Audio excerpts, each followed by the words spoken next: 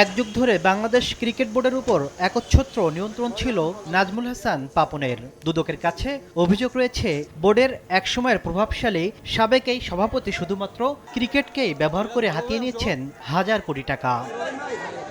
পাপনের বিরুদ্ধে অবৈধ সম্পদ অর্জনের পাশাপাশি ক্রিকেট বোর্ডের দায়িত্ব থাকাকালে দুর্নীতিও খুঁজছে দুদক। এবার পূর্বাঞ্চলে স্টেডিয়াম নির্মাণ, বিপিএল এর খরচ, বিদেশি কোচ নিয়োগের খরচ, আইসিসির মেগা আসরের খরচ সহ দুর্নীতির তথ্য পেতে ২৭ ধরনের নথি তলব করে বিসিবিকে চিঠি দিয়েছে দুদক। আগামী ৭ কার্যদিবসের মধ্যে নথিপত্র সরবরাহ করতে বলা হয়েছে।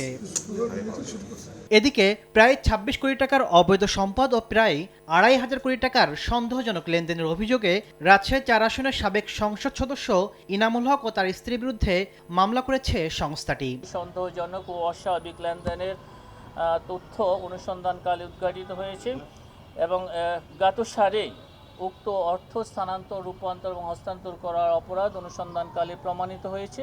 এই কারণে তার বিরুদ্ধে দুর্নীতি দমন কমিশন আইন ২০০৪, মানি লন্ডারিং প্রতিরোধ আইন ২০১২ এবং দুর্নীতি প্রতিরোধ আইন ১৯৪৭ সংশ্লিষ্ট ধারায় একটি মামলা রুজুর সিদ্ধান্ত গৃহীত হয়েছে। এদিন ভুয়া প্রকল্পের নামে ক্ষুদ্র ঋণের ২০০ কোটি টাকার বেশি আত্মসাতের অভিযোগে সাবেক সচিব ও উদ্যাপন পরিচালনা পর্ষদের চেয়ারম্যান মিহিরকান্তি সহ ১৫ জনকে আসামি করে ৬ মামলার সিদ্ধান্ত নিয়েছে দুদক। তার ছোট ভাই পুলিশের সাবেক অতিরিক্ত আইজিপি বনোজ কুমার মজুমদারের বিরুদ্ধেও অনুসন্ধান করছে সংস্থাটি।